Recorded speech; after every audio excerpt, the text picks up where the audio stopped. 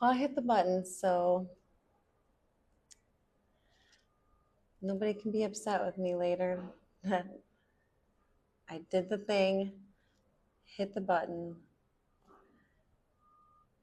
My goal and my spirit relentlessly wants to share this book and wants to read this book and share this book again.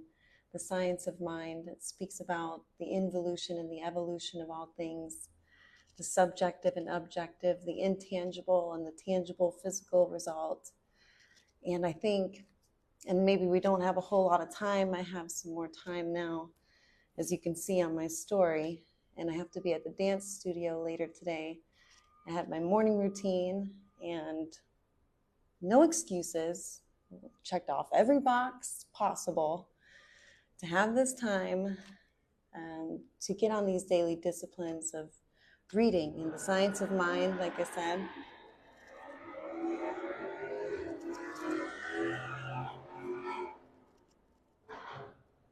Detroit, sorry about that. The daily disciplines, if it's just 10 pages, I feel like that's a good start. Like I said, I study a lot. What's up, world? I study a lot, but I want to get on the daily disciplines. My heart felt like being in front of the General Motors building, at least this first attempt, trying to at least introduce this book, the subjects of this book, and why I think it saved my life before we exploded. And whatever circumstances and chaos that you're dealing with, maybe we could find some signs or answers in our little book here. And not quite a little book, but to start reading it, and I'll post it on my YouTube as well, which is a little chaotic, but I'm going to structure that and make that look nice, a little better, because it's got a lot of information and my story. But I've made it this far, and I've even made it to the point where a dance studio job has come in my lap again, where I can attempt this and apply what I've learned and invested in for the last couple of years. So what's up? Hello, Tyrell. Good morning, Queen. In case no one told you today, I love you. I'm so proud of you. Thank you. I'm like run out of everything but strength. My integrity, my spirit is relentless. So I so appreciate that. I've never had this many people in here before, and I'm nervous to go live. I want to go live more. But you ever read that book that guy wrote who created the Church of Scientology? No, I'm curious because we actually have a Scientology building right here in front of the General Motors building in Hart Plaza. No, I'll have to check that out. You'll have to send it to me. If you send it to me in a message, I'll check it out for sure. So I appreciate the support. I appreciate the sharing ideas. I so appreciate that. For sure, send it to me because I'll check it out. So I don't work for GM, but my family did before we exploded, before me and my children exploded. My uncles and grandfathers worked for General Motors at one point. And we used to talk about how our family would migrate south and migrate north for jobs like GM, and then we migrated south where my parents are in North Carolina, and at 15 years old. And at 30 years old, I moved home to Detroit to be a mad lady to tell about my story and our explosion and everything else. But cool. I appreciate that, guys. So it doesn't sound very exciting to read a book, but part of our getting over our circumstances or triumphing is having knowledge, and knowledge is power. And this is part of my discipline, whatever is calling me to share this book. And you can find it on my YouTube. I'll post it there, whatever I read here. Beginning with the introduction, there's great, I'll read the contents in here, the table of contents in here too. And how this book has just instilled such a strength in my spirit to keep going and manifest and bring into fruition, despite the wrongful death of my children, by General Motors and having an apartment with a little roommate. We take care of each other, staring at the General Motors building. That's what I wanted, and paid off some debt and lived in my car for a while in hotels and B&Bs to get up here and make some money. Didn't know I was moving up to Detroit. And 2 years ago on Cinco de Mayo, met the Detroit Dance Loft before they opened the same day I signed my lease in October. Lots of good signs. So I'm a crazy woman that I keep pressing on. And part of that is because of this book. And that's what I hope to share with people. Hopefully you guys can hear me okay. That's not too loud. I love to have a little bit of air and fresh light.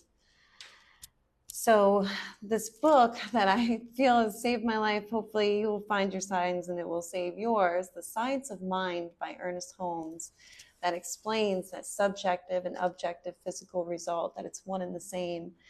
And that's why when we study astrology in the Bible, same thing, is this intangible story that manifests itself in the physical world. And why we use symbols like tarot or books or anything that can come to us is going to be a reflection of the mind and the subjective and the intangible. And nothing comes into fruition without it being here first. It's intangible before it's made manifest. And so we can change our life knowing that. And as I have, and I can be a testimony that I've changed my life in 3 years after exploding from a vehicle, losing my children, losing my skin, having it replaced, and being the hero of your own story despite evil court systems, despite municipal courts, malpractice lawyers.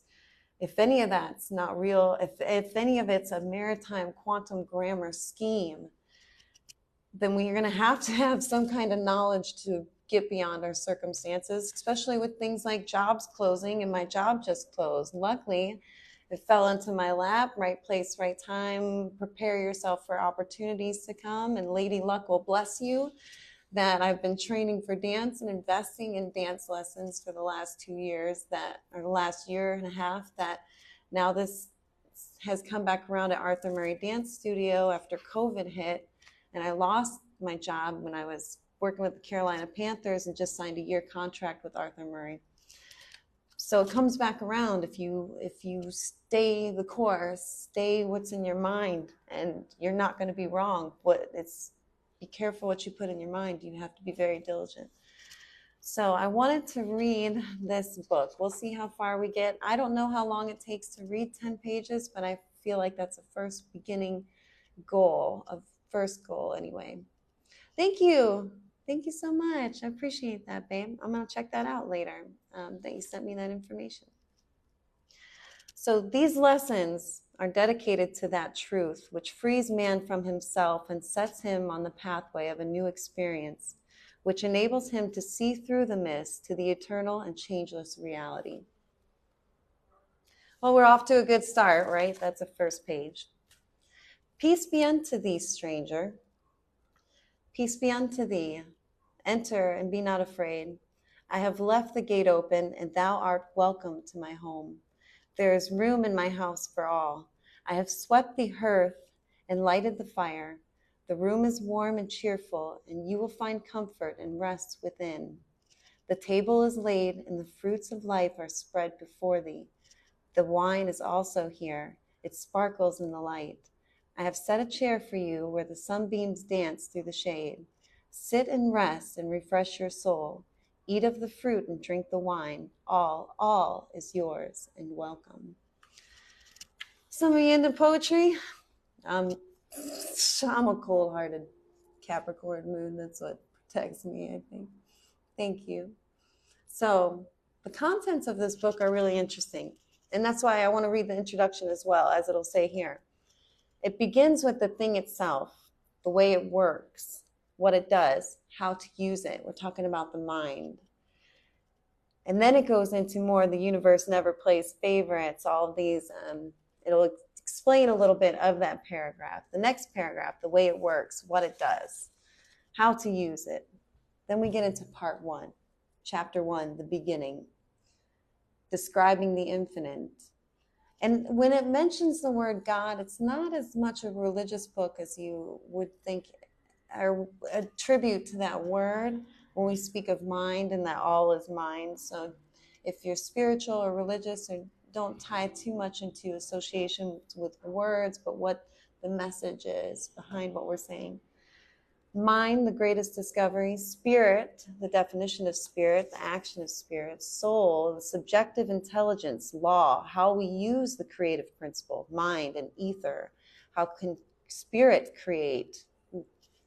Body, the next one, chapter 5. Chapter 6, man's relation to the spiritual universe. So it goes on, it's faith, prayer. What is prayer? The power of thought, causes and conditions, physical reflection. I also posted this other version. I posted the contents of this book, and this 1926 version, The Science of Mind, is also, I've got to read it too. I'll read it to you too. Mental equivalence, the law of attraction, no failures, no personal responsibility, the law of correspondences. Summary of part 3, practice of spiritual mind healing, perfect whole, what the mystics taught, the subjective, finding the Christ. Interesting. Teachings of Jesus, right? We know are parables, subjective. Not that it can't be well, it is all reflecting the physical, objective story that manifests itself. And it begins with the archetypes and the subjective. So, and it has meditations in here as far as healing goes. This other book, and I have started reading it, The Table of Contents, The Evolution of Man's Thought, Chapter 1, Part 1. Part 2, The Lessons, and it goes through dualities of theology and philosophy and the changeless, cause and effect, multiplicity, immortality, allness of truth, volition, only one mind, individuality, man's experience, man reacts, the subjective obeys and objectives, demonstrations, karmic law, choosing thought, inducing thought, mental healing, congestion, memory, paralysis, all kinds of different treatments. Doubts, have no doubts, thinking in treatment, depend on principles. And that's why I say manifesting is this application of integrity and what I'm writing my book on. So interesting anyway, there's so many you can look at. The ghosts sometimes can speak, ghosts and phantoms of the dead. Interesting, clairvoyance, psychochemistry, psychometry, levitation, thoughts, cause for thoughts. What is cause? The spirit of prophecy. Ooh. We do not control spirits. Irritation, agitation, and fear, the true meaning of love. Interesting. Metaphysics, of course, psychoanalysis. So I can go on all day. I did post what the tables of contents is, the table of contents has on my page. So pretty interesting. And the first 10 pages of this version, which is what I read years ago and why I hope to share it with other people, why I hope it will give you a sign that everything is in its place, that we can create a different reality for ourselves, a different real physical reality with the mind, and it all comes from mind.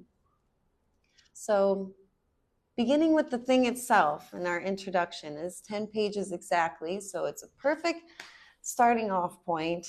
Couldn't be more perfect, and this is where I wanted to do it, and I have other places that I can read, but this was my goal, and my spirit won't rest until I get it done. So 10 pages, at least 4 days a week, just like working out. That's my goal, is to better and prepare our mind, condition our mind.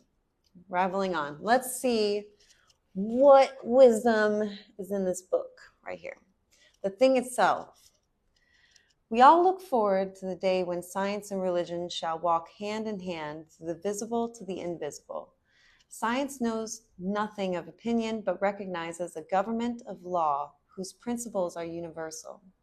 Yet any scientist who refuses to accept intangible values has no adequate basis for the values which he has already discovered.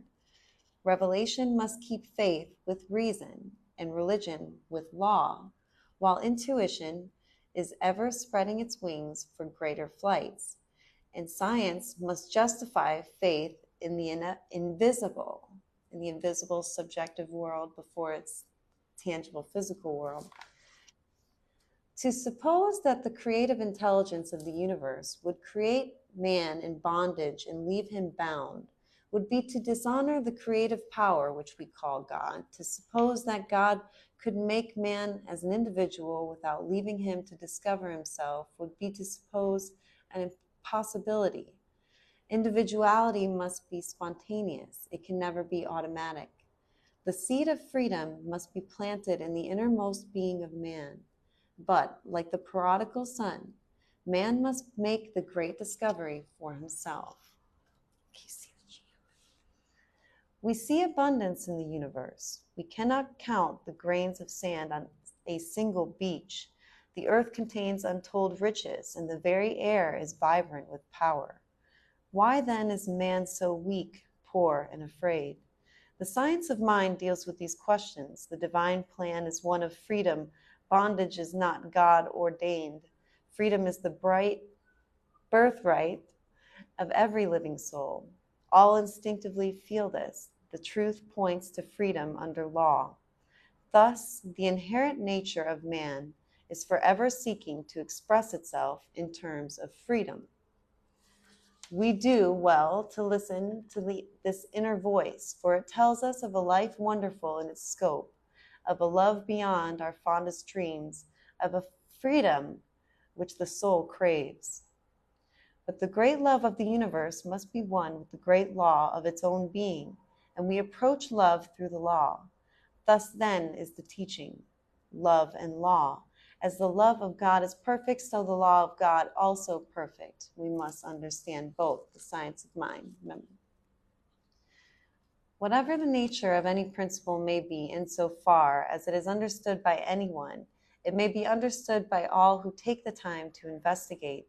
This does not require an unusual degree of intelligence, but rather a practical application of what we now know in order that we may increase our knowledge. The study of science of mind is a study of first cause, spirit, mind, or the invisible essence, that ultimate stuff and intelligence from which everything comes, the power back of creation, the thing itself. We accept this thing and believe in it. What we desire is to know more about it and how to use it. From proof alone, we know we are dealing with a definite principle. If one, through the consciousness use of his knowledge, the conscious use of his knowledge, can produce a certain result, he must know with what he is dealing. It may seem as though in dealing with metaphysics, we are dealing with something that is too abstract. But what is tangible other than results? Principles are forever hidden from our eyes. We accept the deductions of science insofar as they are proved, and we recognize that they are built upon immutable but invisible principles. The universe never plays favorites, the next chapter. We are so used to the thought that if we can mix certain colors, we can get certain other colors, that we do not realize we are dealing with a principle.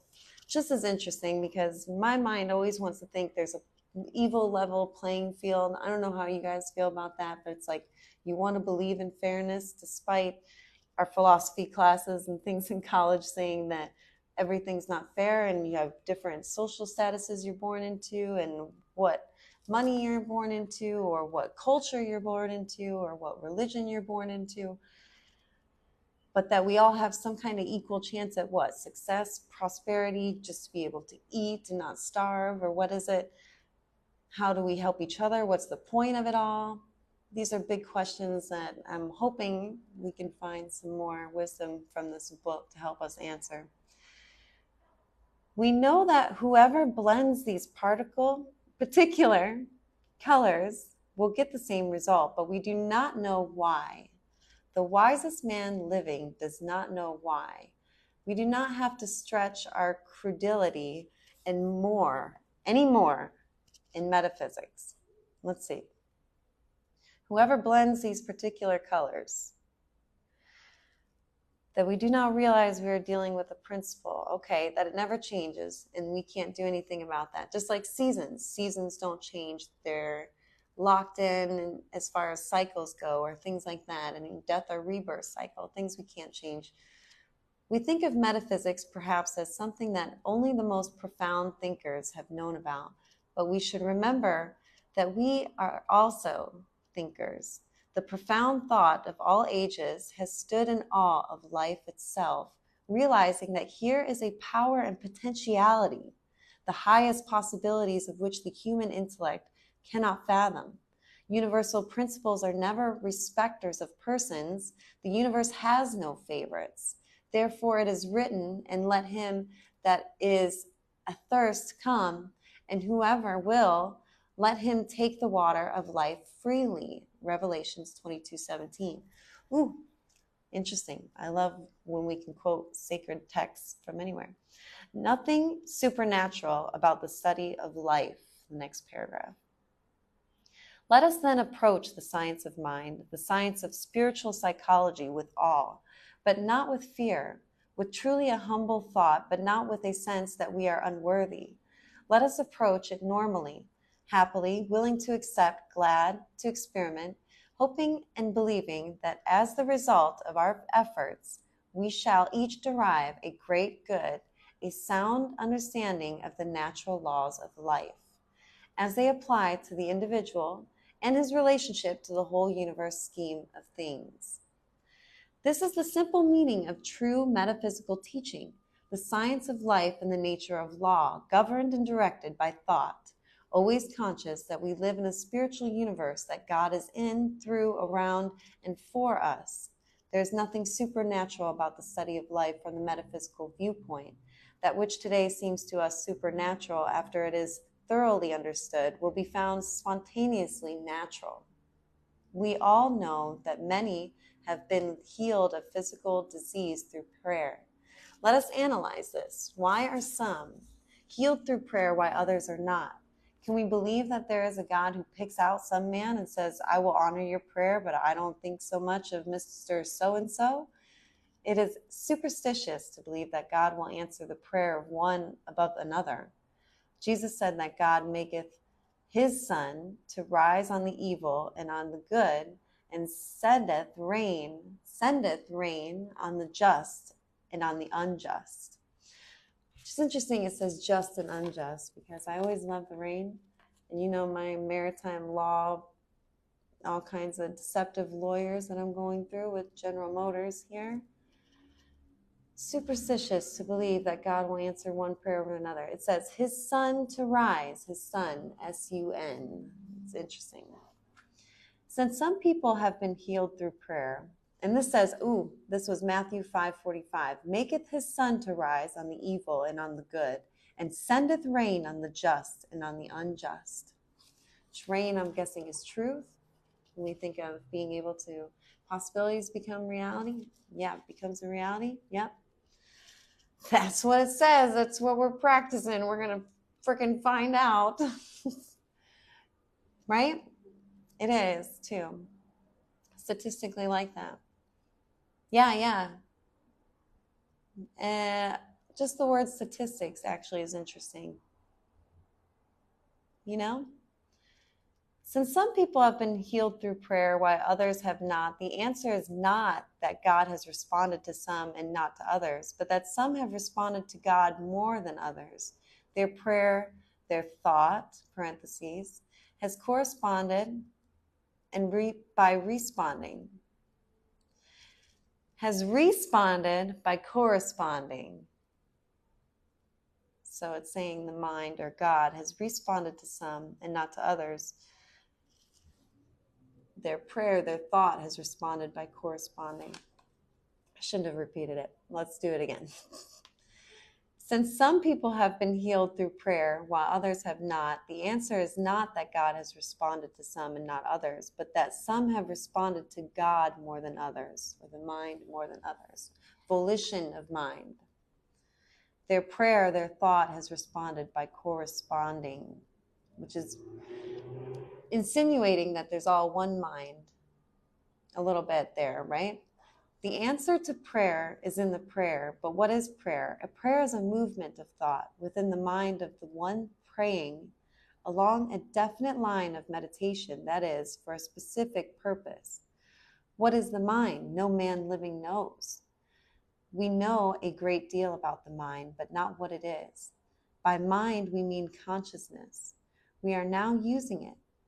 We cannot locate mind in the body, for while the body is a necessary vehicle for consciousness while we are here, it is not consciousness. We cannot isolate mind. All we know about it is not what it is, but what it does. And the greatest philosopher who ever lived knows no more than this, except that he may tell us more of how it works. Here we go, philosophers.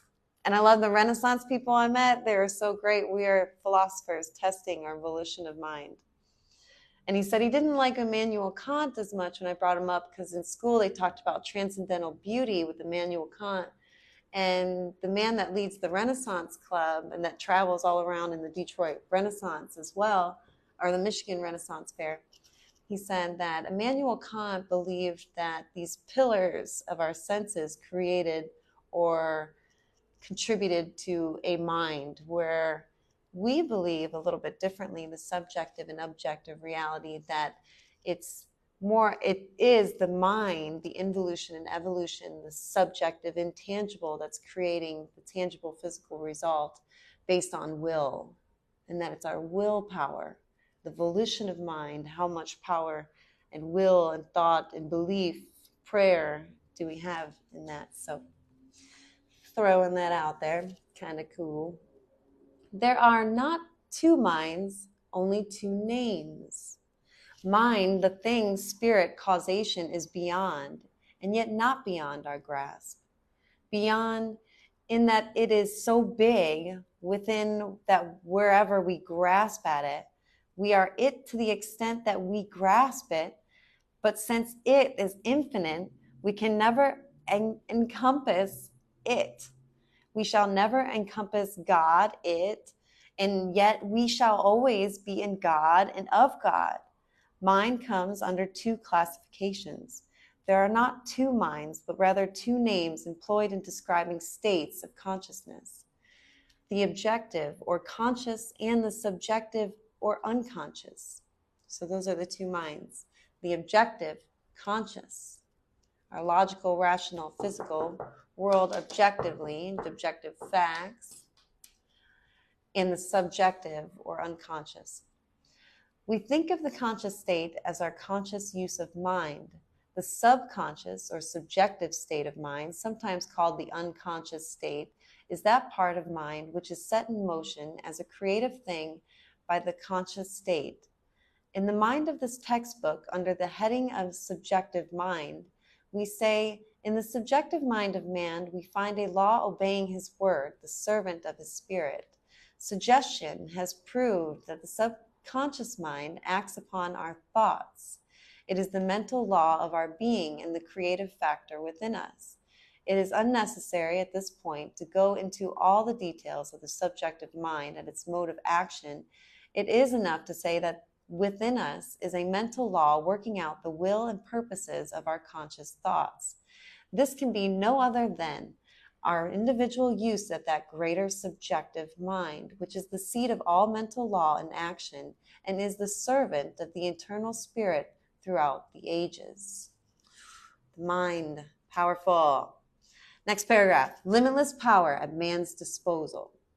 Marvelous as the concept may be, it is nonetheless true that man has at his disposal, in what he calls his subjective mind, a power that seems to be limitless. This is because he is one with the whole of the subjective side of life. Man's thought, falling into his subjective mind, merges with the universal subjective mind and becomes the law of his life, through the one great law of all life. There is not two subjective minds. There is but one subjective mind, And what we call our subjective mind is really the use we are making of the one law. Each individual maintains his identity in law through his personal use of it, and each is drawing from life what he thinks into it. To learn how to think is to learn how to live. For our thoughts go into a medium that is infinite in its ability to do and to be. Man, by thinking, can bring into his experience whatsoever he desires, if he thinks correctly and becomes a living embodiment of his own thoughts. This is not done by holding thoughts, but knowing the truth. Within us, then, there is a creative field which we call the subjective mind. Around us, there is a creative field which we call subjective. Intangible. This is the science of mind. Thank you for asking, because I love this book. Thank you so much. I really appreciate it. And any likes and shares and hearts and all that makes me really happy too. Like, I'm not crazy. So I think we're right at the capital letters here. One is universal and the other is individual, but in reality they are one. There is one mental law in the universe, and where we use it, it becomes our law because we have individualized it. Oh, thank you, dear. The Science of Mind by Ernest Holmes. Yep, I have some stuff on my page with more stuff on it. I'll have to friend you because that's how I like friends that give a crap what I'm, or that are invested in, Yeah. I'm looking forward to reading more on that. There's no coincidence that you mentioned that. It is impossible to plump the depths of the individual mind, because the individual mind is really not individual, but it's individualized. Behind the individual is the universal, which has no limits. In this concept alone lies the possibility of eternal and endless expansion. Everyone is universal on the subjective side of life, an individual only at the point of conscious perception. The riddle is solved, and we all use the creative power of the universal mind every time we use our mind. Thank you so much. More to come. Love you. Thank you. I appreciate the love. Really love that. Thank you. All thought is creative.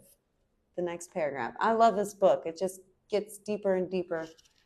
It's so good. It's such good content. And I posted, like I said, the table of contents to the other version on here too. It's just deep, deep, deep. Since this is true, it follows that we cannot say that one thought is creative while another is not. We must say that all thought is creative according to the nature, impulse, emotion, or conviction behind the thought. Thought creates a mold and sets power in motion in accordance with the thought. Ignorance of this excuses no one from its effects, for we are dealing with law and not with whimsical fancy. The conscious mind is superior to the subjective and may consciously use it. Great as the subconscious is, its tendency is set in motion by the conscious thought, the left side of the brain, or rational, logical side of the brain. Yeah, what do you think? My little guy here. Yeah, it's up at my in the top of my building here. So they built a office where there used to be a laundry room, and I used to be so upset, but now I'm like, well, great, I just got upgraded to a nice new office here. So go me. There's a whiteboard back here. There's a really nice, I want to start doing the test of tarot. I'm very careful with that. I'm not a false prophet. It's just about looking for signs. I make people cry when I read cards. So there's something to the objective and the subjective. So maybe silence is my religion at the moment. The more silence you have, the more you can receive thoughts without such thinking being so reactional to our environment, if that makes sense. So we're not just reacting and impulsively thinking about what's going on around us, but rather we're in the moment. Breathing we do subconsciously and consciously at the same time.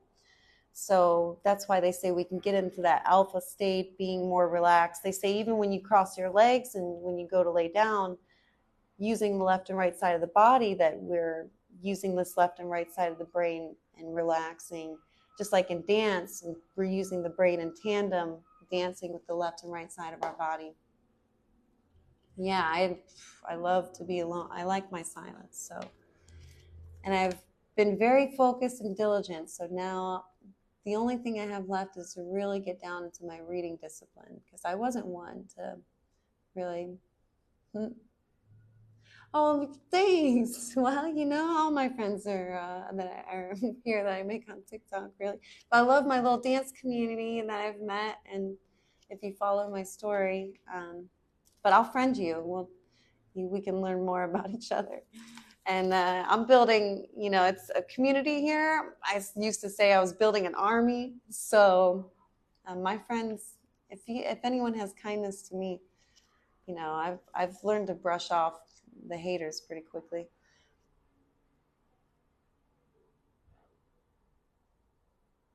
Now, I've learned differently that the right side of the brain was the philosophical side, but we'll read more in this book.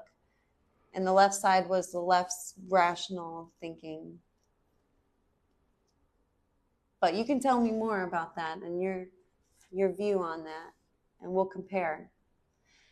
So we're almost done with our goal here. Actually, we're only like 2 pages away from our goal, which is exciting. So like I said, at least doing this 4 times a week, like I work out and put into your body 4 times a week, is my goal and my start. So I really appreciate my new friends here. I'm going to add you guys, and we can study more and compare notes more, because I'm not claiming to know everything. That's why we're studying, but knowledge is power, so we're going to investigate. Thought creates a mold in the subjective in which the idea is accepted and poured and sets power in motion in accordance with the thought. Ignorance of this excuses no one from its effects. For we are dealing with law and not with whimsical fancy, right? The conscious mind is superior to the subjective and may consciously use it. Great as the subconscious is, its tendency is set in motion by the conscious thought, and in this possibility lies the path to freedom. Important theme on my channel: freedom, sovereignty. The karmic law is not kismet. It is not fate, but cause and effect. It is a taskmaker to the unwise, a servant to the wise. A taskmaster to the unwise. The law of cause and effect. It is a taskmaster to the unwise, a servant to the wise. The road to freedom is not mysterious. Experience has taught us that subjective tendency of this intelligent law of creative force may consciously be directed and definitely used. This is the greatest discovery of all time. There is no mystery here, but a profound fact and demonstrable one. Right. The laws are the taskmasters, right? Is the taskmaster, right? That's what we put to practice. And so far, like you said, it's been true in my life. We know it's true. So that's, I guess, that's the awakening, is knowing these things to be true.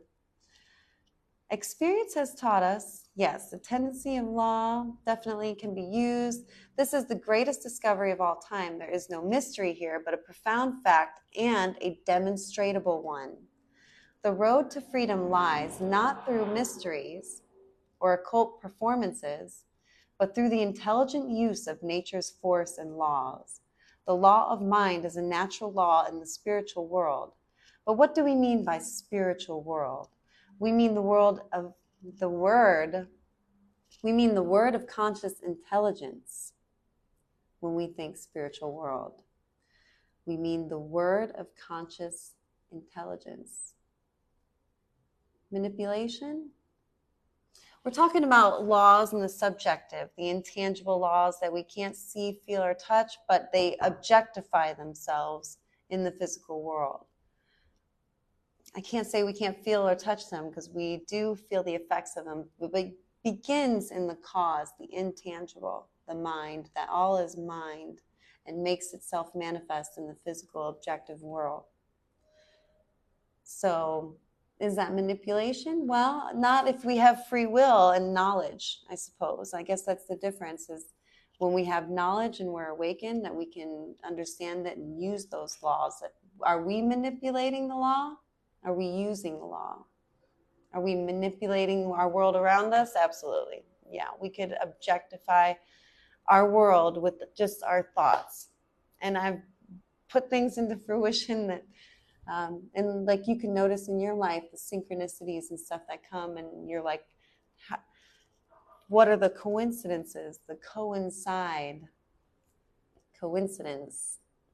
something that coincides, it's meant to come together.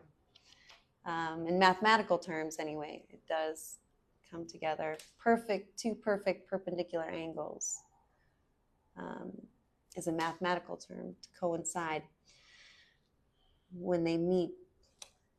So our words and what they mean and how we use them, they mean something. My Cherokee elder at Western Carolina University would say that our words steward everything around us. So it's important in the way that we speak, so it's healthy and it's well. So let's see. The road to freedom lies not through mysteries or occult performances, but through the intelligent use of nature's forces and laws. The law of mind is a natural law in the spiritual world. But what do we mean by spiritual? We mean the word of conscious intelligence. The subjective is a world of law and of mechanical order. In our lives, it is largely a reaction, an effect, a way. It is never a person, though it often appears to act as though it were one. Right here, many are completely misled, mistaking subjective impulses for actual personalities. I do believe that too, that we're being very reverse engineered, as if, well, it's like our environment is creating us and making us react and making us emotional, impulsive, etc. Especially this past Aries season, a couple months ago, you were probably feeling some impulsiveness or feeling it from people around you. Made some big changes come up, especially with the Scorpio eclipse that just happened. So here we go. It is never a person. This, however, is a field of investigation not fully to be considered here. The simplest way to state the proposition is to say that we have a conscious mind that operates within a subjective field, which is creative. The conscious mind is spirit. The subjective mind is law. The conscious mind is spirit. So that's a little bit what you were saying, like the left side of the brain is spirit as well. One is a complement of the other, and no real individuality could be expressed without a combination of both. No man has ever plumbed the depth of either the conscious or the subjective life. In both directions, we reach out to infinity, and since we cannot encompass infinity, we shall always be expanding and always enlarging our capacity to know and to experience. We need not ask why these things are so. There can be no reason given as to why the truth is true. We do not create laws and principles, but discover and make use of them. Let us accept this position relative to the laws of mind and spirit and see what we can do with them, rather than how we may contradict the inevitable.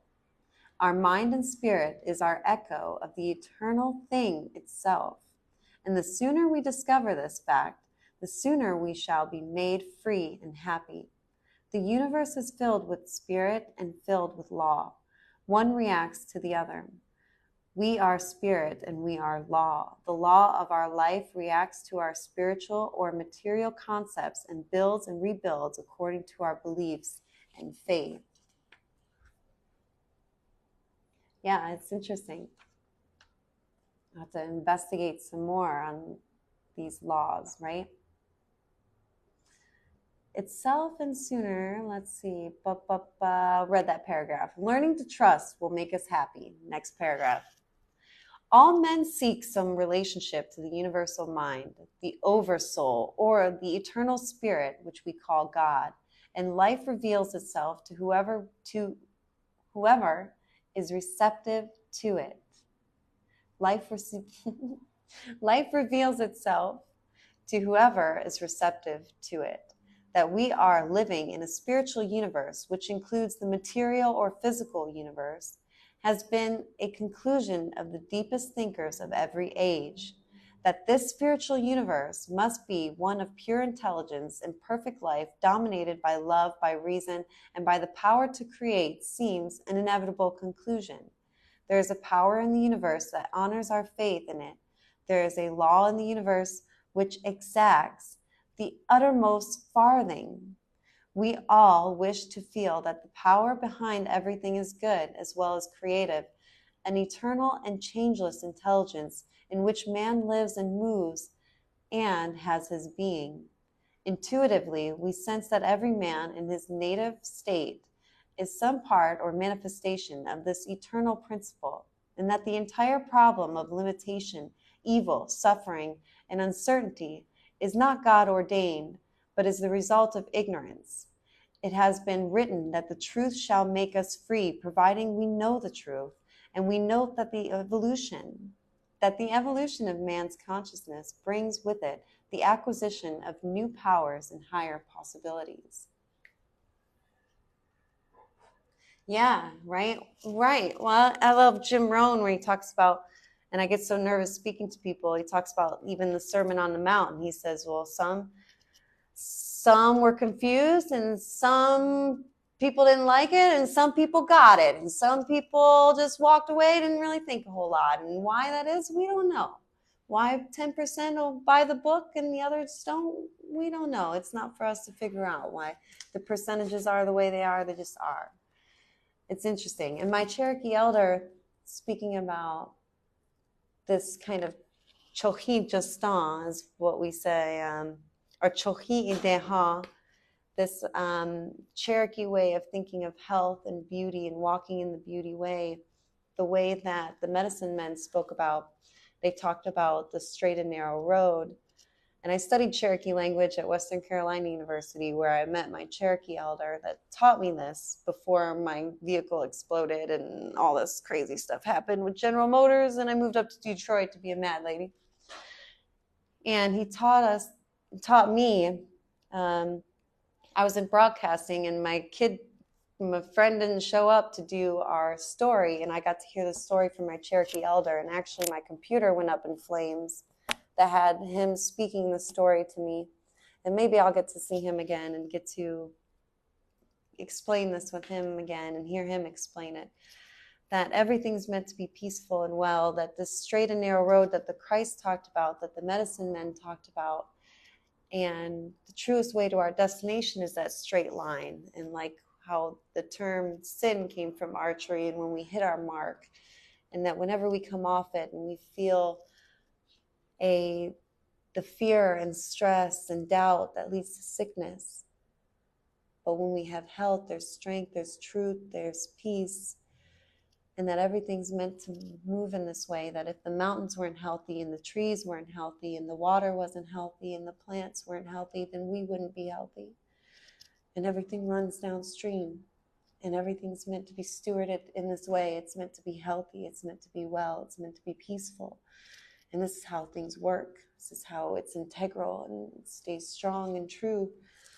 And there's, of course, the other side of life in the physical world and, all the chaos here. And that's why we got such a great duty to enlighten the world so that we can come back to this natural state of being. And that's what my Cherokee elder spoke about, this natural state of being. We're meant to be peaceful. We're meant to be well. We're meant to be healthy, like the water, the trees, the plants, that we all feed each other.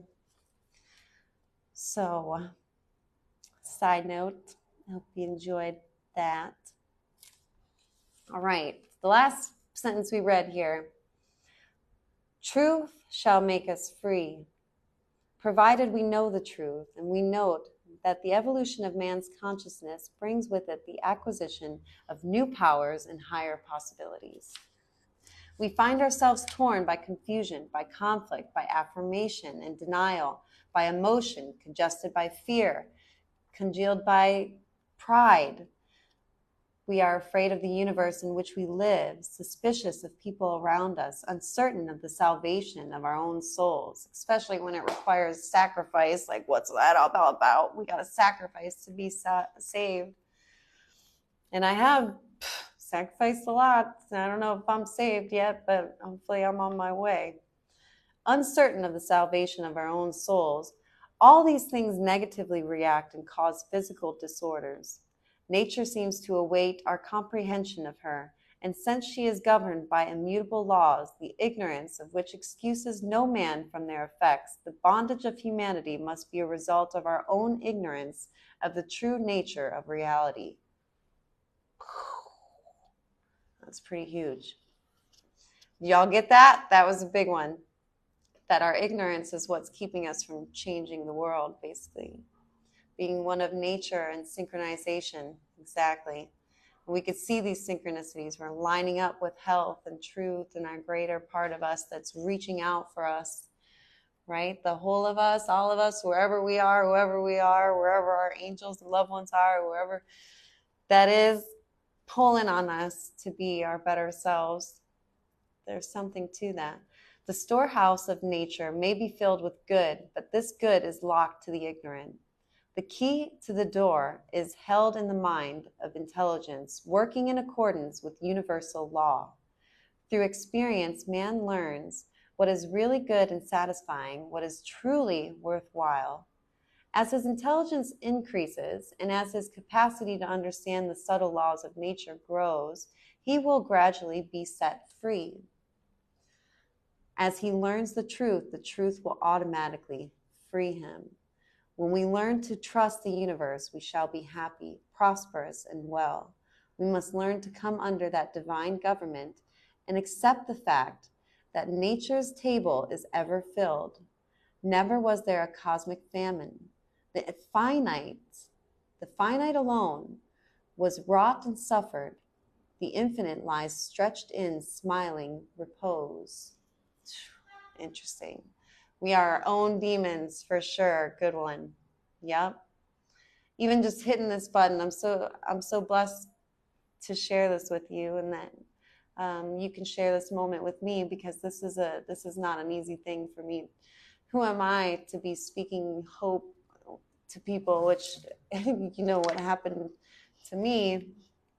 So overcoming that fear, because what is there to fear, and being in this healthy way, the beauty way. God is always God, no matter what our emotional storm or what our objective situation may be. There's always a something hidden in the inner being that has never been violated. We may stumble, but always there is that eternal voice forever whispering within our ear, that thing which causes the eternal quest, that thing which forever sings and sings, calling out to you to do what, that thing in your head where you're like, I should probably do that. I wonder if that would be a good idea. Maybe that would be a good idea. Listen to it. For years we've been lying to ourselves. So now we have to deprogram ourselves by researching the truth. Yes, sir. And that's, yes, ma'am, sir. I don't even know. You have to tell me your name.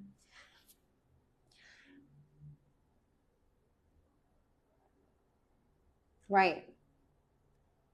The ID, the id, I know there's a specific name for it. I was thinking it was a more complex name. What's up, Sean? Nice to meet you. It's such a pleasure to meet you.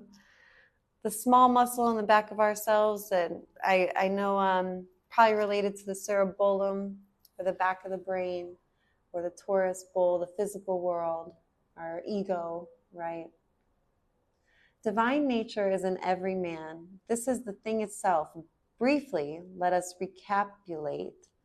There is that within every individual which partakes of the nature of the universal wholeness, and insofar as it operates, is God. That is the meaning of the word Emmanuel, the meaning of the word Christ, There is that within us which partakes the nature of the divine being, and since it partakes of the nature of the divine being, we are divine. It reacts to us according to our beliefs in it, and it is immutable. It is an immutable law, subject to the use of the least among us, no respecter of persons. It cannot be bound. Our soul will never change or violate its own nature. All the denying of it will never change it. All the affirming of it will never make it any more than this, right? That it is. Me too. Me too, Sean. Thank you. I am very blessed to have you today. I have your company today. It reacts to us according to our belief in it. Yes, we did that. We're already almost done. This is already our 10 pages. Good for us. Yay. We read 10 pages of a really good book today, and we're going to keep reading in our disciplines. It cannot be bound. Our soul will never change. It is done. Oh, but since it is what it is and works in the way that it works, it appears to each through his belief. It is done unto each one of us as we believe. We will say then that in spirit man is one with God. But what of the great law of the universe? If we are really one with the whole, we must be one with the law of the whole, as well as one with the spirit of the whole. If we try to find something difficult to grasp, then we shall never grasp it, because we shall always think of it as being incomprehensible.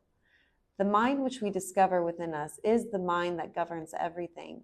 This is the thing itself, and we should recognize its simplicity. It's gold. Really good book. I hope you'll continue to share with me. The next paragraph, the next part, and this is just the introduction. Like, the book hasn't even started yet. Like, this is just laying out the groundwork. The next one is the way it works, part 2. And there's 4 parts before the book actually begins. So this is the discipline. It's going to pay off, right?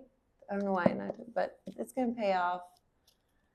Love and light to all of you. I so appreciate you. Man, 483 likes. Look at us. We're awesome. I so appreciate it. You guys are amazing. And stay tuned for some more. Check out my YouTube growing experiment. And I hope so. It's my spirit's calling me to share this book. I was convinced, I'm still convinced this book saved my life, that I read it before I exploded and my life changed forever. Yeah, I don't know how simple. Sometimes they might be complicated, if you look at my story. But I think of this, there's people like me that have lost children, that have been through trauma. I mean, being set on fire wasn't even anything like having your skin scraped off, and going through that process of even recovering after being on fire was even worse. And yet I spoke the same stuff to all my doctors, and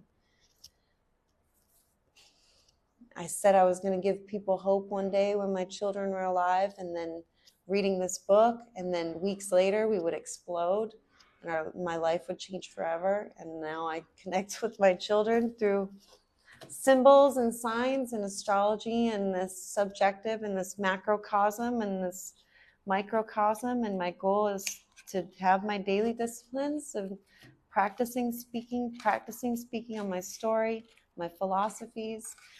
And speaking of signs and symbols and testing signs and symbols, I'm just curious. Like I said, I'm not a false prophet. This is not about telling the future. This isn't, it's very interesting. Not about telling the future. It's just about the subjective and objective. Hola, Crystal. Krista. I'm sorry, I had Krista Cortez. Krista. Oh, man, awesome. That's good to see you. Oh, sweet. Well, I was just reading. I did my first 10 pages, so I'm glad for that. And I just thought, while I was speaking about symbols, that I might test the signs and see if there was a symbol. But also coming up, I did print out the symbols and the stars as far as the chart. Hey, Krista, thank you I think our names are so important. It's so important that we say our names correctly. My name's Christina, so nobody ever gets that right. And they always spell it with a CH, and then they'll say Crystal or Christine, right? That drives me insane. But no, it matters. So I'm very happy to see you. So I printed out the chart. I have the chart even on my computer here as far as what's going on today. I printed out last night that I would be up here at 10 o'clock. My rituals are now my daily habits. As far as my rituals go, I write down with my goals and everything every day. I spend a lot of time in silence, a lot of time with motivation, my motivation every day. And then I sit at a desk, and then I don't watch TV, that's not part of my ritual. But my mind is quite clear right now, other than fighting for the wrongful death of my children and having trauma. I'm very focused and I'm very clear. I've been able to check off boxes. That's my way of maybe getting into alignment, or where I'm like, all right, universe, your go, because I've done everything I could possibly do. You can't ask me to do anything. I've done everything I could do. It's your go. So, and when you're ready and you prepare yourself in whatever way that means to you, like I said, the mind, and whatever you put your intention towards, any kind of ritual, according to the science of mind, has an effect. Whatever you put into the subjective, whatever you're spending time on, right? Egregorism, yep, exactly, yep. An egregore, yep. And putting these massive and group thought processes, these thought concepts into real physical manifestation. That's the goal. So I write a lot. I'm a big writer of my goals. When I was younger, right before the accident, I still have a poster that I made. I keep it up as far as like my beauty goals and workout goals and stuff like that. But for the most part, writing is probably my biggest ritual, Good. I'm glad you are, because I am too. And like I said, the subjective macrocosm, and why we study astrology, and why all the sacred texts, the Bible, all of it represents astrology. I put some books on my page with some descriptions and that explain why and how the Bible is the sun's path along the ecliptic, why these archetype meaning something you can't push beyond, but why these archetypical stories do mean something, and how we manifest them accordingly in real time, and how they are timeless, because really in the seasons, and what you reap and what you sow, and these lessons, these eternal lessons, these eternal laws. Oh, yeah. Blavatsky, very good. Crowley, yeah. Yeah, as lawsuits go, they dropped our representation. So they were trying to drop a deposition from a doctor who said there were no flames in the vehicle at the time I was trying to get my son out of the vehicle. And with even flow car seats, because we lost with General Motors from statute of limitations. They borrowed a law from North Carolina where the accident happened. I was born in Detroit, or born in Rochester, Michigan. Moved back to Detroit after this accident, and I was going to school at Western Carolina University. It was just a couple of years after graduating that this accident happened, and I lost my children, and we lost General Motors, right? Everybody's caught up. So anyway, so the even flow car seat was also, they found later on, should have never been on the shelves. We had all these investigators. They bought all these vehicles. Now Corpus Christi, Texas, Corpus Christi, Texas law firms. You'll know their names. They're like, what do you want with these vehicles? After the judge let them drop my representation because I called Marion a bad word years ago for losing to General Motors. This time she got my children thrown out of the case because she took the buckle out of the Even Flow AmSafe in Ohio and moved it to North Carolina. Statute of limitations is of the death date itself, not the date of discovery of wrongful death.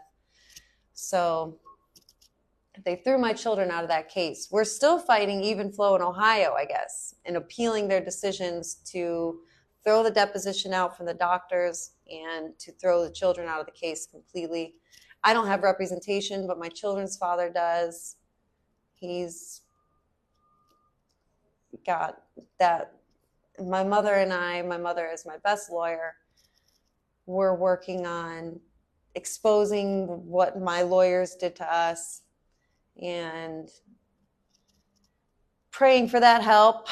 Thoughts, science of mind, put that egregore out there that someone's going to help us expose that. It's alongside of my maritime law, and I'm actually syntaxing. I have all the documents. I was told by Postmaster Gordon-Michael Colin Schiller, who works closely with the Chief of Supreme Court, July 4th, lastflagstanding.com, who owns the Title IV flag we blew up on the 4th of July, 2018. He works closely with him. He's going to help me syntax these according to the Global Postal Treaty. All my documents from General Motors I just got, or an Even Flow, all my lawyers, everything that I'll be able to syntax. And if I'm not crazy, and he says $25 million per document for the false leading statements, we're going to find out. My mother's still trying to go the legal route and put in our appeals so that they don't drop the depositions of the doctors and all this stuff. So I know I'm the strongest woman in the world, but I so appreciate it. We'll keep the good thoughts out there. But in the meantime, if the universe, if this law municipal court fraud, rogue on its face system, one way or the other, if it's maritime law or if it's just paid off malpracticing lawyers, one way or the other, my spirit was not wrong to get upset. And the judge said because I was so upset with them for getting my children thrown out of the cases from statute of limitations and malpractice, he said it was too much water over the bridge, which I haven't argued with my lawyers in years. But because we found out on the same date Mars entered Cancer, the same day it was official, our appeal didn't go through, they threw the children out of the North Carolina case against the buckle manufacturer, AmSafe. So like I said, we're still fighting the car seat and Even Flow in Ohio, but we just took our main piece of the buckle out of there and then got my children thrown out. So now any new representation, because my lawyer's motioned to drop me and then the judge approved it after 5 years because he's a piece of crap with no empathy, bought and paid, obviously. And they say nobody goes there unless they want to tank cases in Asheville, North Carolina. So these lawyers are absolutely rogue on their face, getting paid. This woman now that was the only liaison, not any of the 5 men that came and signed contracts with me when I was in the hospital, but this one woman who just had 2 children, we've been arguing for 5 years about what's been going on in my case. But anyway, so we can't even take that seriously. Hopefully, like I said, as a Postmaster General, now that I've been working with the Postmaster Generals, that evil runs the world, but evil will have its day. It's a hard battle. If you've come out on top, girl, we are. Look at where I am. Look at where I am, you know? And that's what I hope to do and give people hope. It's look where we've come. There's a way. I've put this into fruition, what I wanted, and I've come this far. So there's something to this. There's something to the science of mind and what we can do, our true power and potential. There's a lot more than we realize. And you might be noticing in this Scorpio lunar eclipse, if there's been some kind of significant ending and to replace it with something else. Thank you. I know this is the office they built upstairs from my building, so I'm making use of it. I was really blessed. I wanted to have this place with a gym and a pool, even though they haven't opened the pool yet, but I got to enjoy it last year when we moved in. So I'll be the first brat in the pool for sure. But I take advantage. I work hard for it, work really hard. So we have Jupiter entering Taurus May 16th, which I think is significant. We just entered Taurus season, so being able to speak, teaching, wherever Taurus is in your house, and Mars enters Leo May 20th.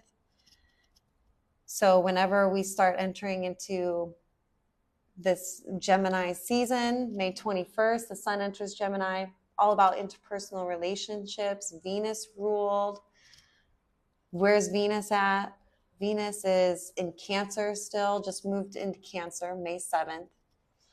So that was yesterday, Venus moved into Cancer. So hopefully appreciating the mothers or our genealogy, or as far as our generations go, our foundations, our security, putting emphasis on that security, maybe who we bring into our home. But Jupiter entering Taurus next week, that's our teaching, that's our spirituality, that's what really means to us, using our spiritual gifts and receive that value back. A lot of times it's our paycheck. Yeah, and it is, well, it's a powerful year, and it's what you reap is what you sow too. And that's why we work and we try to understand the chaos by looking for signs. And that's why I call them signs, where we're looking from the past patterns before and making our best guess and estimates of what can happen now in the future. And so I don't like to claim that things will happen, more so we've seen this before. So what does this represent? What does the energy allow? What is the opportunity here? Because it will manifest itself and show itself as an opportunity.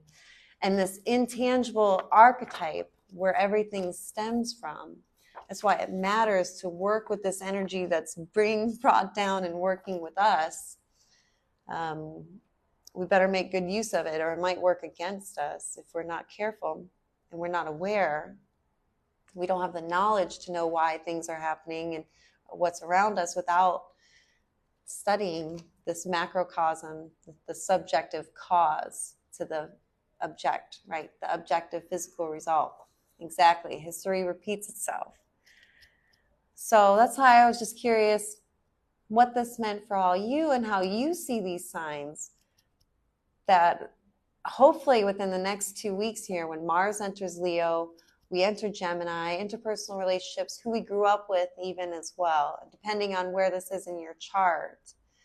And you can message me your chart information.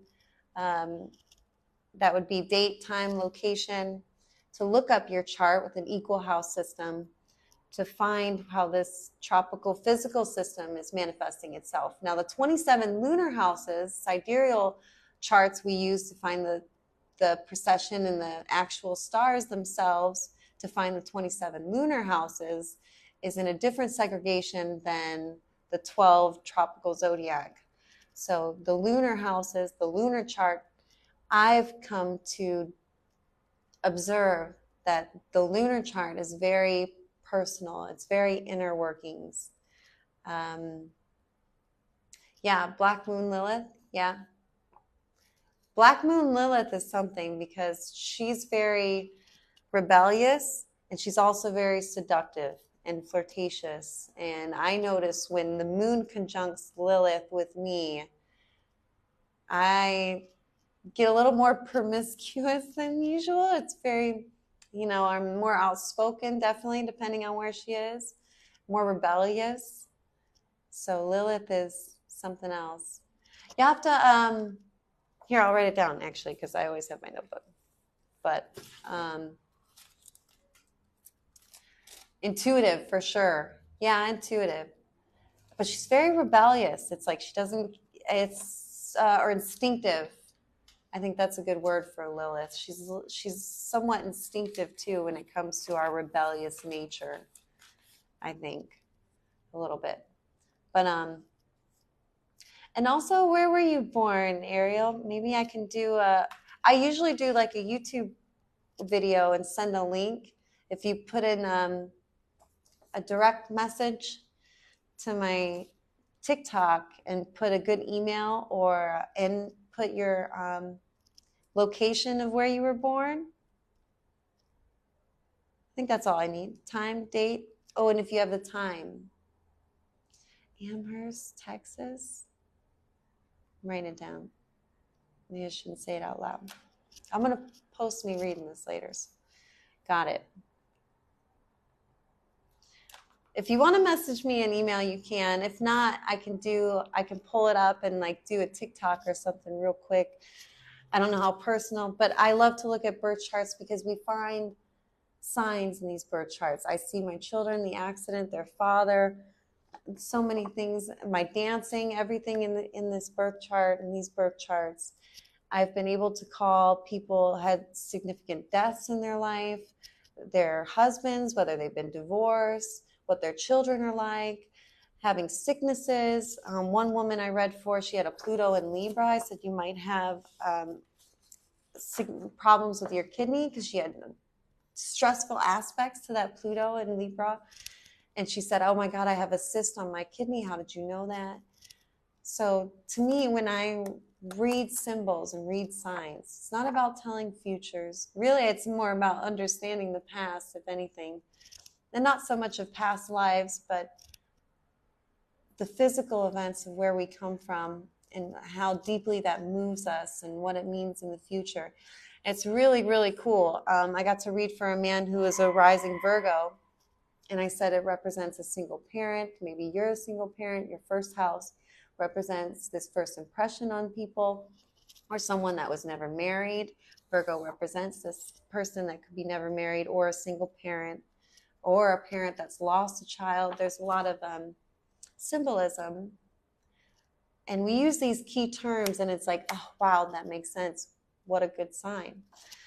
So, and he was just filing divorce and was now a single parent. So I thought that was so interesting. I'm like, spot on. I love to read charts. I just read my nail tech lady, and her 10th house had a Jupiter and Mars. And I said, well, your husband, a benefic Jupiter, maybe he had your children for sure. Mars, it could be the same person that had your children. Mars represents passion, rebirth, having children as well.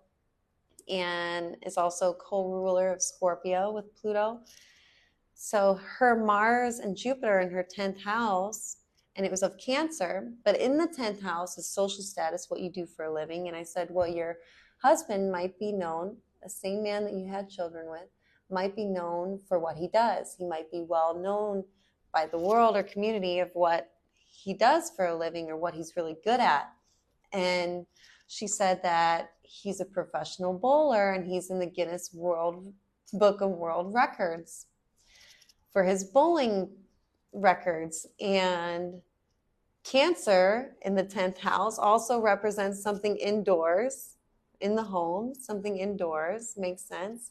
And that very Marshall-like Mars and Jupiter there, expanding that, very athletic, and the athleticism there. So that was so, I love, it's my sanity to see the signs. So I can look up the chart and see what we find, if we can find any signs. So like I said, Mars moving into Leo May 20th, the same time Sun is moving into Gemini. There's going to be some kind of even our own passion with that Leo-ness, maybe something with children, a good time for pregnancies, things like that too. But Mars, again, that passion, that rebirthness, representing children, as well as Scorpio entering Leo of children, can support that. But it's very passionate, acting on our passions, a little prideful, but bringing light. They like to be on stage. Ha-ha, I'm here. Let's have a great time. I have tried lucid dreaming, actually. And I was just going to say, remember Jupiter entering Taurus. I just think that's such a huge thing. It's going to be there for the next year, just to keep note of that, because that teaching philosophy-ness of Taurus, even agriculture, what we grow, and now at this time, expanding that, what we eat, maybe being more focused on what we eat. It's kind of interesting, but that teaching Taurus and Jupiter, spiritual teacher, is there. I feel like teaching us something, maybe a mentor or someone significant in your life moving into that area, that benefic, giving hope to some area of your life. And it could be a benefic male person in someone's chart in Taurus. That could be like a husband figure as well. So it's just kind of interesting. I do. So absolutely, spirit does speak to us through the subconscious and the mind when we're dreaming. And I have many, many, many stories of my connections with my children. I have connections like flying and like with an eagle and feeling the sand. I remember being on the beach and I'm like, you're feeling the sand right now. Don't forget you're feeling the sand. I remember being in the water, all these very physical, real things that I was consciously telling myself, you're actually here and you know you're dreaming at the same time. I've also had dreams where I was listening to biokinesis frequencies on connecting with your higher self.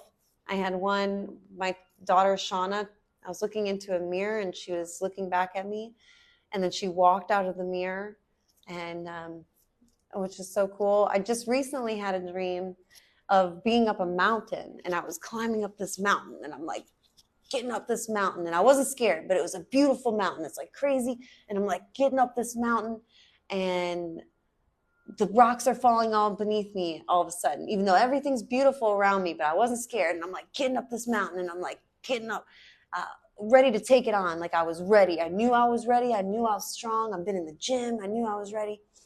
And I do believe it does help. And this dream, it does. It connect the symbolism in this dream. So I'm getting up this mountain. Stuff is falling underneath me, but I'm almost to the top. And there was my friend at the top, and he's cheering me on. And he's like, you got it, you got it, you got it. And he's cheering me on. You got it, just like he does in real life. And I looked down at my sister. My poor sister fell off this cliff. I didn't even know she was with us. Falls down the cliff. Boom, boom, boom, boom, boom. I see her go boom, boom, boom, boom, boom. Hits scaffolding. And then it's just poof. And it was such a real dream that had so much symbolism behind it. I've had a dream where my daughter came to me and she said, the money doesn't matter, Mom. The money doesn't matter. And this is after the accident. Money doesn't matter, just a month or two ago. And when I woke up, my sister called me and she said, I have this job opportunity making less money. I don't know if I should do it, but I'd spend more time with my kids at home. And I was like, oh, well, your niece just told me the money doesn't matter. So the money doesn't matter. My daughter came to me in a dream and said it doesn't matter. And I woke up and my sister called me and said she had this opportunity making less money. I'm like, well, like I said, the signs are there. So the subjective and objective physical result is one and the same. We are connected. We're connected with each other. We're all in this together. And I so appreciate you all so much for joining me this morning, sharing my discipline. I hope to be on here. Like I said, my goal is 4 days a week, just like working out. And it's a good start, 10 pages. Didn't take too long. Hopefully not, because I have to get to the dance studio for my dance job. It's 12:30, so we're doing good on time. I'm just curious if anything wants to fall out.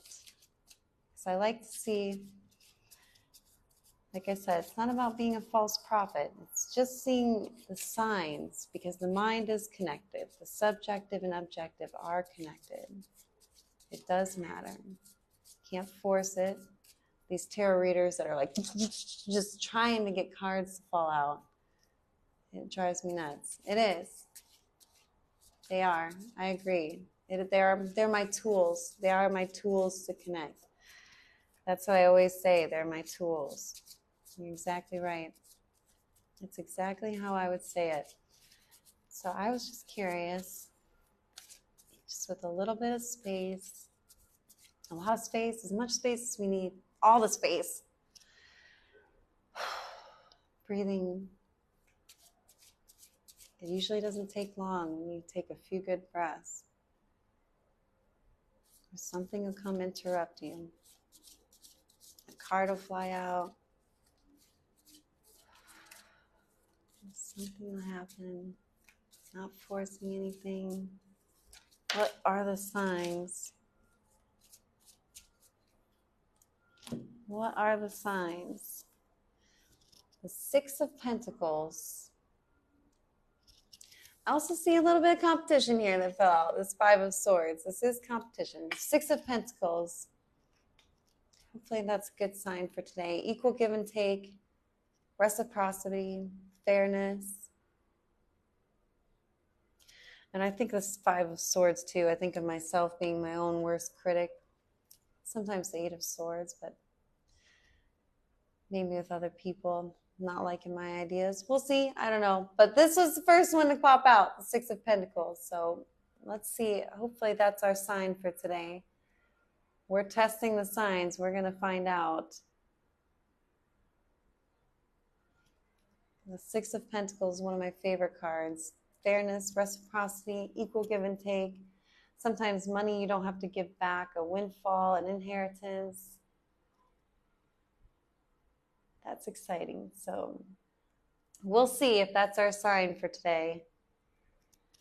And I appreciate you all who have joined me. Check out my story and we can be friends, talk more, compare our notes, and I'll get back to you with more soon and more of our reading disciplines. Love and light. And I will figure out how to turn this thing off here. And I will see you guys next time if I can figure it out. I love you guys all so much. There we go. This is gonna be easy. Is there any button that just ends the thing? I just gotta exit. I'm retarded. It says pause live.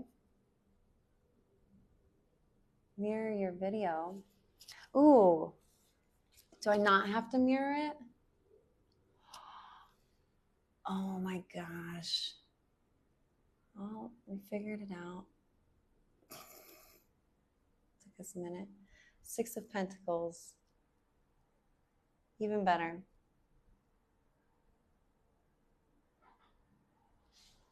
I'll let you look at that while I figure this out. Comment, support. Oh man, you can gift? I didn't even, oh no, okay. All right, I had everything on, so it's good, okay. Oh, what is that? I don't want no filter or nothing. You guys. That's cool. Swipe left, close. Get out of here, I'm in the comments now. I don't know how to get rid of it. It said swipe. Okay, I swiped it. All right. You guys think it's funny? I'm trying to figure this out. I'm just trying to figure it out. I could pause it if I wanted to, but I was just trying to end the live, and I definitely liked it. The thing flipped the wrong way around better. All right. So much love, my beautiful friends. Here we go. Here we go. Here we go. We're doing the thing. I'm pausing it and I'm figuring it out. Okay, I love you guys. See you later.